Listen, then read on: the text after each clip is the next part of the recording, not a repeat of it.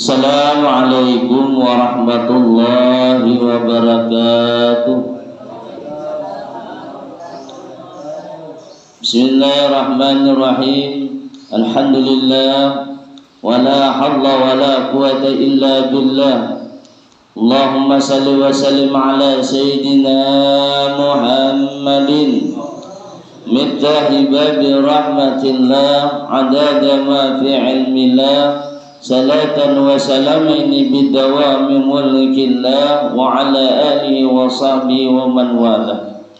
Pertama-tama marilah kita senantiasa tidak bosannya untuk mengucapkan kalimat alhamdulillah atas berbagai nikmat dan karunia yang senantiasa Allah berikan kepada kita, baik lahir maupun batin. Semoga Allah selalu menolong kita untuk berbuat taat kepadanya dan menjauhi daripada apa yang dilarangnya. Dan mudah-mudahan dengan senantiasa kita dapat berhadir dalam satu majelis ilmu, mudah-mudahan Allah sehatkan badan kita, Allah murahkan kita rezeki yang halal lagi banyak, Allah panjangkan umur kita dalam ketaatan, Allah hindarkan kita daripada berbagai macam bala dan penyakit. Dan kita senantiasa berharap mudah-mudahan dosa-dosa dan kesalahan-kesalahan baik pada diri kita, pada keluarga kita, pada orang tua kita, pada guru-guru kita, jiran tetangga kita diampuni oleh Allah Subhanahu wa taala, sehingga nantinya kita memperoleh suatu keberuntungan baik di dunia terlebih lagi di akhirat. Amin ya rabbal alamin. Kemudian salawat dan salam tak lupa kita aturkan kepada baginda Rasulullah sallallahu alaihi wasallam, keluarga dan sahabat beliau serta yang terpilih ila yaumil qiyamah. Yang belum muliakan para alim ulama, tokoh-tokoh agama, para tetua kita, para habaib dan syarifah dimanapun mereka berada, dan yang belum muliakan para pencinta pengajian Langgar Asy-Syifa yang insya Allah senantiasa dalam rahmat dan hidayahnya Allah Subhanahu wa taala. Jadi kembali kita melanjutkan pengajian kita yang telah lalu. Adapun siksaan yang menimpa ketika ia meninggal dunia, yaitu yang pertama dia akan mati dalam keadaan hina, itu sudah ulun jelaskan di minggu tadi. Yang kedua dia akan mati dalam keadaan kafir, dan yang ketiga dia akan mati dalam keadaan haus meskipun dia diberi minum air daripada daripada lautan dunia, semua itu tak akan mampu menghilangkan daripada dahaganya. Nah, jadi kalau kita sekiranya ada menghadapi dengan orang yang ketika hendak sakaratul maut mengalami keadaan haus, maka itu jelas sudah mendapat daripada siksaannya oleh Allah Ta'ala. Dan Allah haus dia, padahal mau disuruh ngingin banyak karena kau minum juga ya. Palingan kita titik akannya daripada sekadar menurut akan daripada kehendaknya, padahal itu adalah siksaan daripada Allah Ta'ala. Lantaran kenapa? Disebabkan lantaran sewaktu inya sehat, sewaktu inya lapang waktunya, sewaktu hidupnya dia senantiasa meninggalkan apa yang menjadi kewajibannya. Ini ketika di akhir hendak mati ini, maka ia mendapatkan daripada ajab tersebut. Dan adapun daripada siksaan yang menimpa ketika dalam keadaan masuk ke dalam kubur. Yang pertama, kuburnya akan menyempit sehingga tulang-tulangnya tadi terselisih. Nah, jadi di kabit bumi seakan-akan bumi ini kada menerima dengan kedatangannya. Nah, ini dia terselisih, kalau nyaman terselisih ini hancur awak. Kemudian apalagi yang kedua, dibalakan di dalam kuburnya tadi api yang membara siang dan malam. Artinya apa? Si mayit ini seakan-akannya di dalam tunak kayak dipanggang orang tunak. Dipanggang siang malam ada bampihan. Pada panggang awak kayaknya mana? Ketika sudah berada dalam kubur, maka kadang orang akan mendengar daripada jeritan kita kayak apapun andai sekiranya didengarkan daripada jeritan orang yang meninggal dunia, kemungkinan besar niscaya orang yang mendengar itu bisa menimbulkan suatu kematian, bisa pingsan bisa itu. Oleh karena apa? Saking dahsyatnya, ngerinya. Nah, gimana mendengar ini ada kita bang, didengarkan. Untungnya tuh, yang kita tadi kemungkinan kan sanggup kita. Kemudian yang kedua, kemudian yang ketiga, dan dia dihidangkan kepada seekor ular yang bernama As-Sujaul Aqra. As-Sujaul Aqra ini adalah kedua daripada bola matanya daripada api, kukunya daripada besi, dan panjang kukunya itu sejauh perjalanan 1 hari. Kemudian ular itu terus menerus menggigit si mayit itu sambil berkata, ujian apa? Aku Sujaul Aqra, yang mana suaranya tadi seumpama daripada petir yang bergemuruh. Jadi bertemu dengan ular ini kan, ular Sujaul Aqra. Makanya bisa berpandir ulang, nang suaranya itu menggelegar, nang pasti akan ditemui. Jadi bila hendak bertemu ular Sujaul Aqra, jangan sembahyang. Saya sembahyang ya Allah. Bina karat silat karate gitu macam gitu. Mau bertemu ini kita awal lagi sudah aja. Nah, kukunya aja gitu padahkan apa sejauh perjalanan terbuat daripada besi, bayangkan itu bayangkan itu nah. Yakin ada kita? Bila ada yakin dan demikian tadi dikhawatirkan kekafiran bisa menimbulkan yang diri kita. Buat sudah dijelaskan sudah. Nyata sudah buktinya. Cuma amun waktu hidup ini asal ada mungkin bang kita menjarakan umat aja dalam kubur halus lang itu ada ular dengan ada itu. Ini perkara gaib masalah ini yang bisa mengalami bila kita sudah mati kena. Mulai hidup ini ada bang kita lihat tangga itu dulu. Ibaratnya melihat ular sawah aja kita kayak benar kalau sudah gonang itu. Apalagi ini ularnya matanya daripada bola api, kukunya daripada besi sepanjang sejauh perjalanan. Bayangkan suaranya pulang nangkaya batin menggelegar bergemuruh. Aneh. Bila kita kadang percaya, berarti dikhawatirkan keyakinan kita tadi bisa menimbulkan kekafiran ini, ketakutan ini gitu. Lalu si ular ini berucap, ujar ular Sujaul Aqra apa berucap? Aku diperintahkan Tuhanku untuk memukulmu atas kelakuanmu yang menunda-nunda sholat, yakni sembahyang subuh sampai terbit matahari. Nah, artinya sembahyang dia kalau lah sembahyang lah nek, cuma sembahyangnya teh kesiangan. Nih orang tuh sembahyang duha kapunut ya ini tadi, iyalah sembahyang duha kapunut.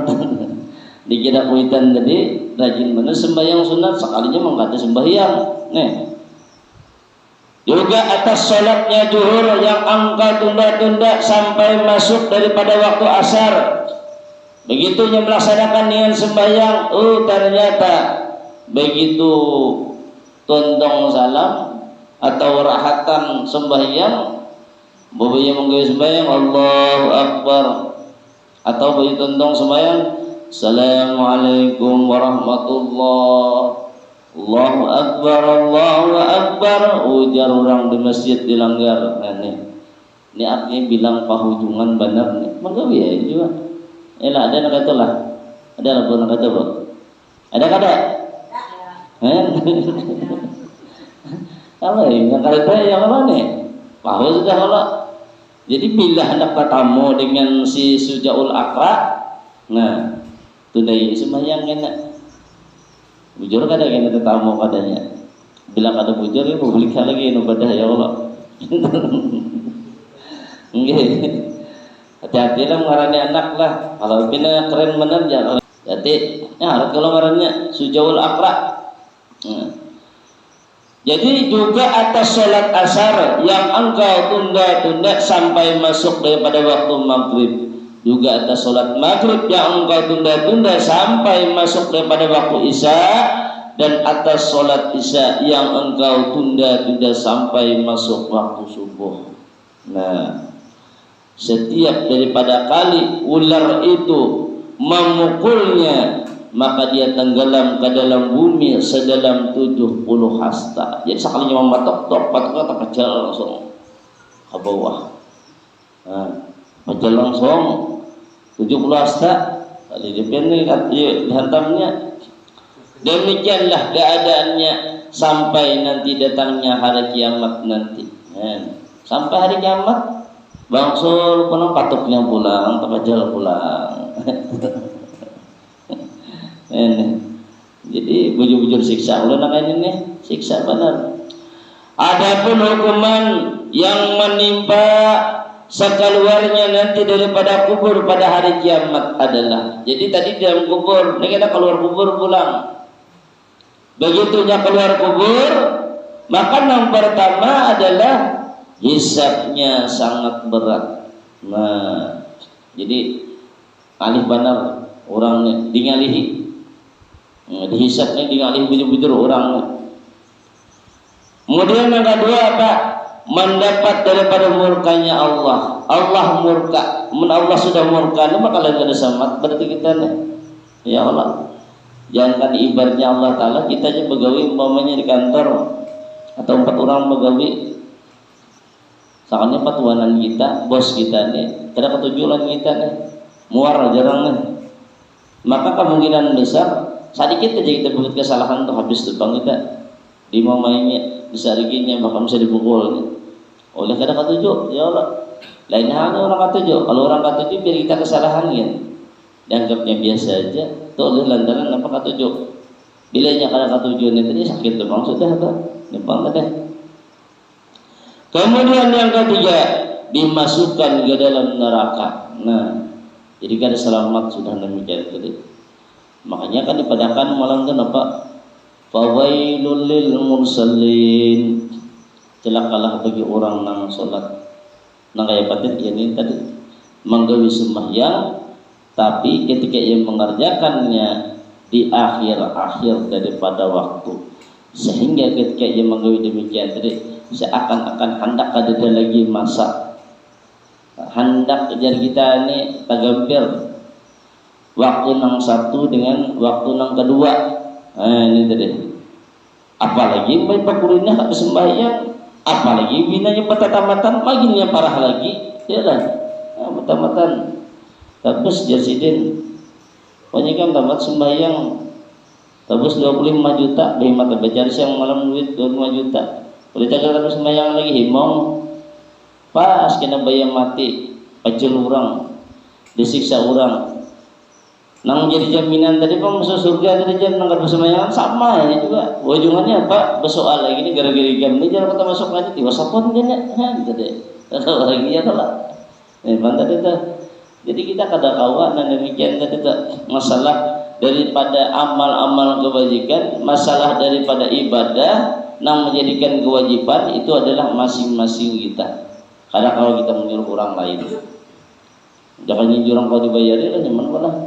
Pamanya nih, ku ular di sembahyang nih, ada gawian banyak, bayarin banyak sehari itu 50, sebutin waktu kira bayar orang, kira ya Allah lah.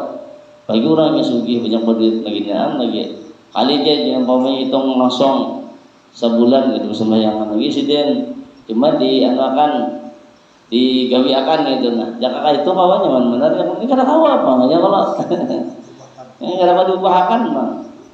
Saya ini mau bahkan mati dulu ya kalau muka sembahyang kanan orang berapa itu ngendak. Kemudian yang berikutnya diceritakan dalam satu riwayat lain disebutkan di mana pada hari kiamat nanti seseorang yang ketujuh menunda dengan sembahyang itu dia nanti datang sedangkan di wajahnya nanti terdapat 3 tulisan. Jadi bertulis 3 tulisan di muhanya. Napa tulisannya? Yang pertama bertulis, wahai orang yang menyia-nyiakan haknya Allah. Nah, kan hak Allah ini tadi. Berrukun sembahyang tuh. Yang ngarannya rukun ini kada mau ditinggal. Bila ditinggal rukunnya berdosa. Jelas sudah. Mun ibarat kita sembahyang tuh rukun ini tak tinggal ada sah. Nah kayak apa contoh umpamanya membaca salawat, ternyata orang ada sembahyang kan salawatan ada sah sembahyangnya. Boleh menjadi suatu rukun. Nah, jadi kalau tuh harus wajib digawe. Kemudian yang kedua Nabi tulis, wahai orang yang khusus mendapat daripada murkanya Allah. Ya Pak, betul didahi seorang, didahi pulang, jangan diawak kalau ditutupi, didahi.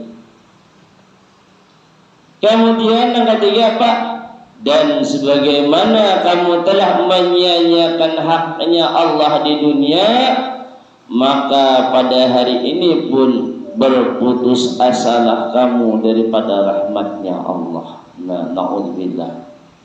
Kalau sampai orang tersebut berputus asa daripada rahmatnya Allah, dijamin sudah masuk dalam api neraka untuk selama-lamanya, jelas sudah. Makanya kita di dalam hidup ini maupun ibaratnya sudah berada kena di akhirat, kena momennya nih, senantiasa kita tetap berharap dan rahmatnya Allah. Bahkan ketika kita masuk di dalam kubur, sebab tidak ada yang dapat menyelamatkan diri kita terkecuali adalah rahmatnya Allah. Rahmat itu kasih sayangnya Allah. Kayak apapun kita beribadah, kalau kita ada mengharap dan rahmatnya Allah, bisa jadi ibadah yang kita laksanakan itu nilainya sia-sia. Ada nilai ibadah. Nah, kita menggawe sembahyang, kita menggawe puasa, kita bayar zakat, bahkan kita tulak berhaji, berumrah, segala macam, tidak lain adalah untuk mendapat ridhanya Allah, dapat kena mudahan diberikan rahmatnya Allah. Allah ridha, rahmatnya diberikan itu mudah. Bila orang itu sudah mendapat daripada rahmatnya Allah, walaupun bergelimang dosa, orang itu dah di dalam hidupnya nih banyak dosa, tetapi dapat rahmatnya Allah, selamat orang itu. Nah, selamat. Kada bakalan diajak orang tersebut. Ya Allah lah. Ini artinya dapat kasih sayang. Makanya bila orang sudah mendapat kasih sayang tuh, tak salah yang tetap lembut orang yang mana. Ya kalau pada, dia bakalan namanya nyari orang. Oleh apa? Mendapat rahmat. Jadi yang ngarannya rahmat ini tadi perlu bujur. Nah kita mengharap bujur-bujur. Jangan kita anggap daripada enteng. Nah demikian tadi. Bab itu adalah sesuatu yang menentukan daripada segala amal kita, yang kita gawe, yang kita laksanakan, supaya nantinya menyelamatkan dengan batang tubuh kita. Ini yang terpenting, bujur-bujur. Makanya jangan sampai kita menjalankan dengan sembahyang ini tadi. Sedangkan mudahnya aja kita sudah mendapat daripada ajabnya Allah, apalagi beristilah menjalankan dengan sembahyang tadi. Dalam satu hikayat diceritakan bahwa ada seorang perempuan dari Bani Israel, yang mana perempuan itu datang kepada Nabiullah Musa alaihissalam. Begitu si perempuan ini datang dengan Nabiullah Musa alaihissalam, lalu ia berkata, ya Rasulullah, aku telah melakukan satu dosa. Nang dosa itu tadi sangat besar. Jadi besar itu dosa ulang itu tadi. Tetapi ujar seperempuan yang tadi apa? Aku telah bertaubat kepada Allah Azza wa Jalla.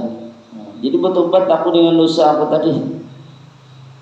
Untuk itu sudilah kiranya engkau memohonkan kepada Allah, sekiranya Allah itu mengampuni dosaku dan menerima daripada taubatku. Nah, minta datang ke istilah mengkai kita ini kan mendatangi para ulama, ya Allah lah. Makanya bila nampak curhat tu lawan ulama nang bagus, cari guru nang baik orangnya. Ini guru ini banyak macamnya juga. Ada yang bisa memandiri orang, ada yang bisa mengamali orang. Kita lihat ya keadaannya. Ada yang bisa membuka gelaib orang pun boleh enggak? Karena manusia ya kalau dan bahkan yang namanya sifat iri dan dengki itu ada di dalam hati setiap manusia itu ada beritaan. Ada terkecuali apakah orang awam, orang biasa, ustadz, atau ulama ada beritaan. Cuma tinggal orang tuh mampu atau kadangnya untuk mengatasi dengan hatinya tadi supaya jangan menurutkan daripada nafsu dirinya tadi. Bilanya menurutkan daripada nafsu daripada diri tadi itu bisa terjadi tak menimbulkan dosa jurang, menyembati orang segala macam. Nah, ini tadi. Kalau kita ini hati-hati benarlah. Yang sampai begitu kita mendengar kabar, kada baik kalau menyampaikan orang lain, kada usah, apalagi kita ranjak duduk di pengajian punya dosa. Cukup kita aja mendengar, kada usah menyebarkan lain pun kada diberi orang duit juga. Kalau gini mesti menyebarkan tadi beri orang duit kada, ya Allah, ujung dosa aja kalau. Dan bagi pemilihan lainnya, ya lah, bagus kan itu aja, apalagi pemilihan ya Allah, bagus ini dia. Daripada itu ini nah bagi berurang pulang jadinya ya lah. Nah jadi orang juga kada seorang ya lah. Nah pilih ini banyak yang udah ini datang saya kong tolongi ini saya kong pulang tolongi bingung namanya tolongi saya kong pulang datang tolongi ulun gimana. Ayo apa itu kan? Padahal sebaliknya itu seorang aja mendatangi ya kalau datang cuma ajian pasang hati niat baik-baik mudah-mudahan bersih hati ini itu sebenarnya kalau istilah ada waktunya aja datang bagi datang istilah rumah banyak bagi datang hendak minta pilihan dan tunjuk akan ulun minta doakan ulun supaya ulun tak pilih segala macam apa baik berdoa dua Tuhan ya kalau minta. Ya tuh, jadi ini macam-macam. Nah, itu hati-hati benar tuh. Bab ini kan masing-masing ada kita membela sehingga ini saling menggugurkan. Akhirnya seorang jadi dosa. Baik berana aja seorang dosa umpatan dan yang lain. Karena akhirnya menimbulkan permusuhan. Ini banyak macamnya Allah. Ada nang abang, ada nang hijau, ya lah. Ada nang biru. Pilih aja nak pasang di muka rumah pasang lah. Ini. Nomor mana aja joget. Pagi kan buka di Facebook, kan buka di TikTok tuh ya Allah, saling menggugurkan, saling menghujat ya lah. Dosa kalau itu dosa umpatan, nurut hati kita aja. Dan kedosa kita jangan mengompori orang lain kedosa gitu. Baik beramal beribadah seorang nyata lagi, nah itu kesan kehidupan kita nang pasti bujur-bujur nang kita nikmati nang bila mana kita berhasil mendapatkannya akan nyaman untuk selama-lamanya. Tetapi bila mana kita salah dengan apa yang kita gawe tadi, bila kita tak gugur pada berhasil maka binasalah kita untuk selama-lamanya. Maka daripada itu kita harus bisa mengambil inisiatif yang baik nang kayak apa caranya. Ya Allah, jangan paling baik makalah jian umpamanya gara-gara partai umpamanya nih paling baik tetanggaan makinnya pulang makinnya naudzubillah itu tadi lah. Jadi apa yang terjadi demikian ketika seperempuan tadi mengucapkan wahai Rasulullah ulun ini sudah bertaubat oleh lantaran aku ini tadi memperbuat dari perbuatan dosa yang besar maka ulun mohon pian doakan dan Allah Ta'ala supaya taubat ulun diterima minta doakan ujian Nabi Musa alaihissalam menggodolak dapannya apa dosa yang telah kamu lakukan kenapa gerang gawiannya dodolak nang yang gawi itu apa dolak maka nang ini caranya lalu seperempuan itu pun menjawab ya seperempuan itu wahai Nabi Allah sesungguhnya aku telah berbuat zina dan melahirkan daripada anak yang haram. Lalu aku membunuhnya, dan aku berbuat zina, ambil ulun liatakan nyenal sampai melahirkan, begitu lahir ulun kacak matinya. Dosa gana nolak. Menuhin ini sudah kena pidana atau bang yang lain tak ini deh dosa gana kalau lah gana itu dosanya. Bapak yang mendengar demikian tadi, maka Nabiullah Musa pun berkata, ujar Nabiullah Musa berkata, pergi jauhlah wahai pendosa, jangan sampai api daripada langit itu turun menyambar kami gara-gara pada dosa yang telah kamu lakukan itu. Yuk berjauhi kami. Maka ketika disuruh berjauh, si perempuan itu pun meninggalkan daripada Nabiullah Musa dengan membawa hati yang hancur, sakit hati mendengar dosa orang. Oleh merasa nampak, oleh rasa bujur-bujur dosa ini gawiannya dosa bujur-bujur gana. Tapi sebesar apapun dosa seseorang itu pilihannya bertobat, asalnya sungguh-sungguh aja kada tobat sambal, maka kita wajib menuntunannya, memberi nasihatnya itu bagus. Ini tadi, ini si perempuan ini bujur-bujur nih bertobat, jangan sampai ketika ini ditolak tadi pas berubah akhirnya meninggal dalam keadaan meninggal kada baik umpamanya. Kalau itu timbul oleh mendengar kayak itu tuh kayak apalagi baik bergantung diri. Nah ini alihnya orang ini kan ada pikiran bilanya pindah mau kalau bergantung diri dikirinya bergantung diri itu bergantung tadi mati sampai dah habis sudah bermasalahan. Kadarnya tahu ini yang kubur umban orang oleh orang. Bapak orang yang bunuh diri ini berarti orang yang putus daripada rahmatnya Allah. Ini tadi ya bujur nih bahaya. Yang sampai itu memperbuat demikian tadi. Bapak demikian tadi, bujur-bujur orang itu terpengaruh daripada bisikannya syaitan sehingga memperbuat akhirnya apa? Mencelakakan dengan dirinya. Ada selamat orang itu jajaran. Yang sampai itu mau diri, nauzubillah. Apalagi keluar-keluar kita mudahan jauhkan demikian tadi. Maka ketika seperempuan tadi keluar rumah dengan hati yang sedih luar biasa, lalu malaikat Jibril turun mendatangi Nabiullah Musa. Beliau mendatangi Nabiullah Musa, berucap malaikat Jibril, ujar malaikat Jibril apa? Wahai Musa, Allah telah bertanya kepadamu, mengapa kamu menolak seseorang perempuan yang telah bertaubat? Wahai Nabiullah Musa, tahu ni, orang bertaubat kenapa kamu kada mau ni? Apakah kamu sudah tidak mendapati yang lebih buruk daripadanya? Ada lagi jar nang lebih daripada itu lagi dosa nang lebih besar daripada nang perbuat perempuan tadi. Ketika mendengar demikian, maka Nabiullah Musa pun balik bertanya, wahai Jibril, apakah yang lebih buruk darinya?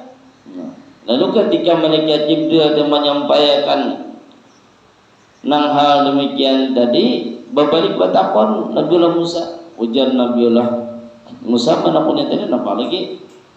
Amun nang ibaratnya nang lebih buruk daripada berbuat zina maupun membunuh tadi. Maka dijawab oleh malaikat Jibril, yaitu orang yang meninggalkan solat dengan sengaja. Jadi orang yang beristilah meninggalkan sembahyang dosanya lebih besar daripada berbuat zina dan membunuh. Ini tadi. Jadi jangan dikira kita begitu melihat orang ada sembahyang biasa aja, ada tahu lebih parah. Makanya jangan sampai di dalam rumah kita itu satu orang pun yang sudah balik kada bersembahyang, jangan. Kenapa?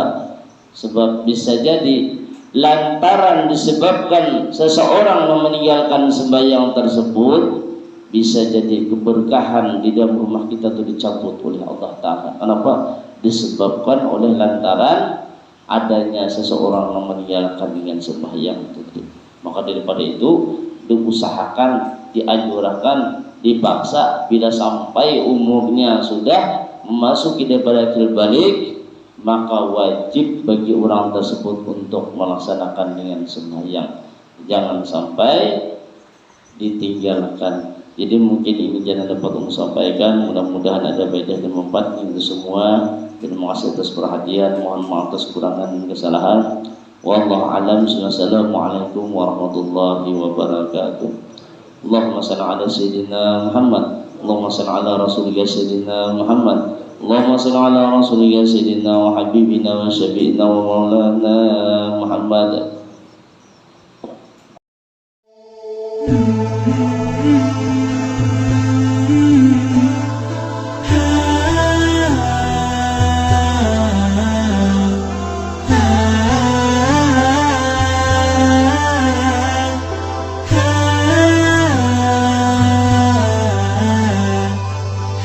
Terima kasih telah menonton.